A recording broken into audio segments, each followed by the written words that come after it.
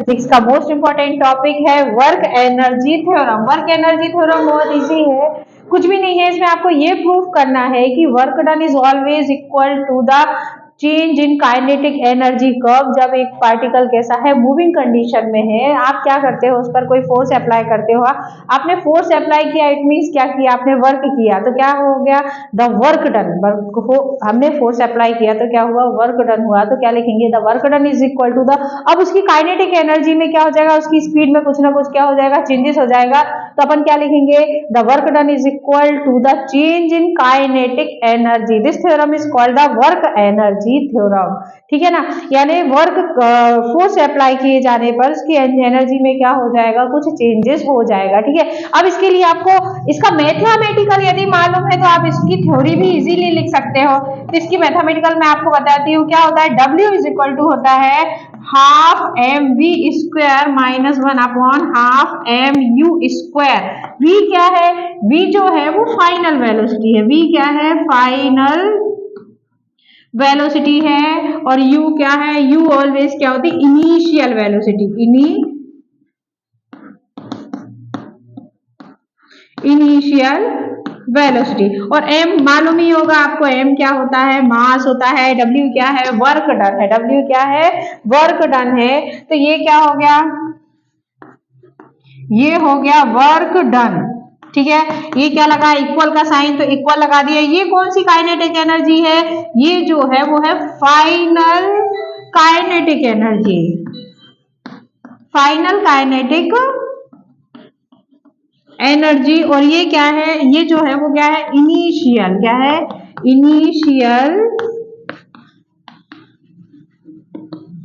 Initial kinetic energy. अब हम इसे क्या करेंगे, इसे स्टेटमेंट में कन्वर्ट करेंगे। जब स्टेटमेंट में जिसे कन्वर्ट करेंगे तो हम यहाँ पे क्या लिखेंगे, अकॉर्डिंग टू दिस थ्योरम, क्या लिखेंगे हम यहाँ पे, according to this theorem, according to this theorem. तो सबसे पहले कहां से लिखना स्टार्ट करते हैं हम, लेफ्ट हैंड साइड से। तो W क्या है, W क्या है, वर्क डन है, तो हम क्या लिखेंगे, according to this theorem the work done, क्या लिखेंगे, the work done, the work done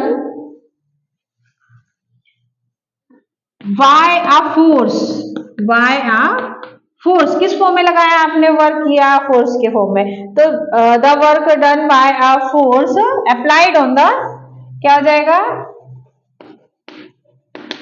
applied on the moving, applied on the moving body, है ना, इसको मैं हटा देती हूं, applied on the moving body. क्या हो गया, इसको क्या पढ़ते हैं, इक्वल, इज इक्वल, क्या लिखेंगे इसे,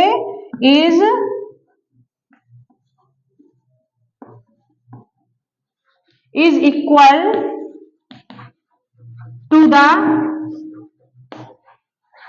चेंज। फिर क्या हो गया, हमेशा यदि फाइनल में से क्या हो रहा है, यदि फाइनल में से इनिशियल माइनस हो रहा है तो क्या होता है, इंक्रीज हुआ है, इंक्रीज हुआ है। और जब इनिशियल में से फाइनल माइनस होता है तो वो क्या हुआ है, डिक्रीज। तो यहाँ पे कंडीशन क्या दिख रही है, final minus initial. It means मैं कहना चाहती हूँ कि यदि इंक्रीजेस को शो करना है तो हमेशा फाइनल में से इनिशियल को माइनस किया जाता है, और कब जब डिक्रीजेस को शो करना है तो क्या किया जाता है, इसमें इनिशियल में से फाइनल को माइनस किया जाता है। तो यहाँ पे क्या हो रहा है, फाइनल में से इनिशियल माइनस हो रहा है, इसका मतलब श्योर है कि काइनेटिक एनर्जी क्या हुई है, इंक्रीज हुई है। तो चेंज इन, क्या लिखेंगे, चेंज इन, या चेंज इन नहीं लिखना है तो क्या लिख सकते हैं अपन इसे, और इंक्रीज इन काइनेटिक, है ना, इसको अपन चेंज इन या increase in kinetic energy is called the work energy theorem. कोई दिक्कत, यहाँ पे लिखेंगे the work done by a force applied on the moving body. एक मूविंग बॉडी पे फोर्स अप्लाई किए जाने पर क्या होता है, is equal to the change in या फिर increase in kinetic energy of the body, किसकी, energy of the of the body is called क्या हो जाएगा, वर्क एनर्जी थ्योरम। तो जब ये थ्योरम आएगी तो सबसे पहले क्या लिखेंगे, हम इसका स्टेटमेंट लिखेंगे। स्टेटमेंट लिखने के बाद हम क्या कर देंगे, इसका मैथमेटिकल फॉर्म लिखेंगे। और जब मैथमेटिकल फॉर्म लिख जाएगा तो फिर अपन इसका क्या करेंगे, इसका प्रूफ निकालेंगे। प्रूफ मतलब इसको प्रूफ करेंगे, ठीक है। अब जब इसे प्रूफ करेंगे तो क्या लिखेंगे हम, थ्योरी इजी हो जाएगी। एक आपके पास बॉडी है जिसकी इनिशियल इनिशियल वेलोसिटी कितनी है, स्मॉल u है। तो हम यहां इसकी थ्योरी लिखेंगे। Let's a body is moving, क्या कर रही है, मूव कर रही है, इज मूविंग विथ किसके साथ, विथ इनिशियल वेलोसिटी u। क्या कर रही है, विथ इनिशियल वेलोसिटी के साथ क्या कर रही है, मूव कर रही है विथ इनिशियल वेलोसिटी u, ठीक है। वेन क्या किया जाता है, जब वेन अ कांस्टेंट फोर्स, क्या किया जाता है, a constant force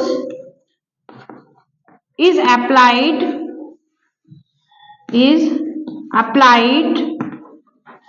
on it, when the constant force capital F is applied on it, क्या हो जाएगी,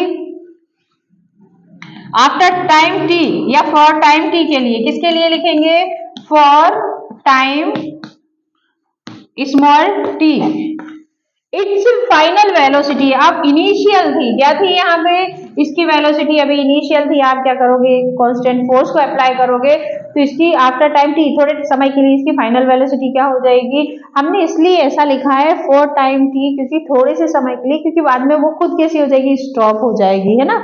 तो अपन क्या लिखेंगे, final velocity becomes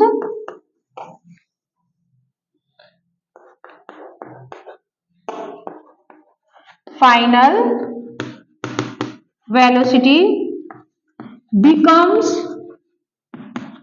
capital V। इसकी फाइनल वेलोसिटी कितनी बन जाएगी, V बन जाएगी। फिर अपन क्या लिखेंगे, ये क्या करती है, दिस बॉडी ट्रेवल्स, क्या करती है, दिस बॉडी या इट बॉडी है ना, दिस बॉडी ट्रेवल्स डिस्टेंस, कितना डिस्टेंस चलती है ये। अब काइनेटिक एनर्जी है तो श्योर है कि मूविंग कंडीशन में होगी, मूविंग कंडीशन में होगी तो कुछ ना कुछ क्या करेगी, ये डिस्टेंस कवर करेगी। तो distance, this body travels distance capital S। ये हो गई आपकी थ्योरी। कुछ भी नहीं है थ्योरी में, एक बॉडी है जो इनिशियल वेलोसिटी के साथ क्या कर रही है, मूव कर रही है। इस पर एक कांस्टेंट फोर्स कैपिटल F क्या किया, अप्लाई किया। तो थोड़े समय के लिए, फॉर टाइम t के लिए क्या हो जाएगी, इसकी फाइनल वेलोसिटी कितनी बिकम्स हो जाएगी, बन जाएगी V बन जाएगी। तो अब जाती है बॉडी कितना डिस्टेंस कवर कर लेगी, ये S डिस्टेंस क्या कर लेगी, कवर कर लेगी, ठीक है। तो अपन यहां पे लिखेंगे बाय द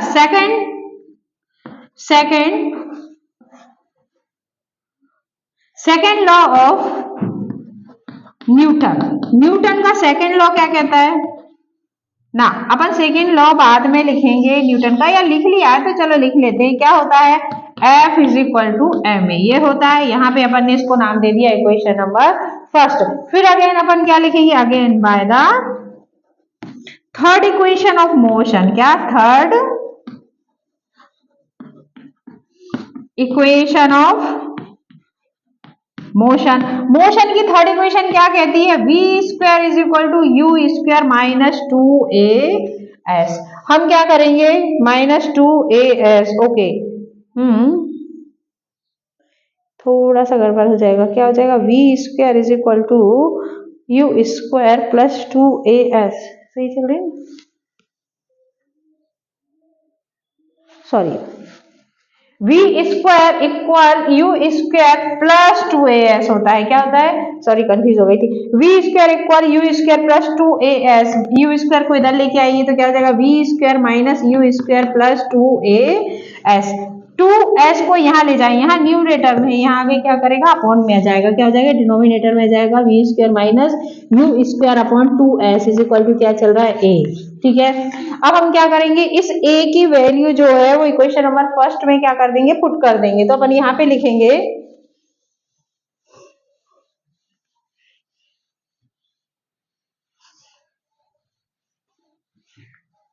ऑन पुटिंग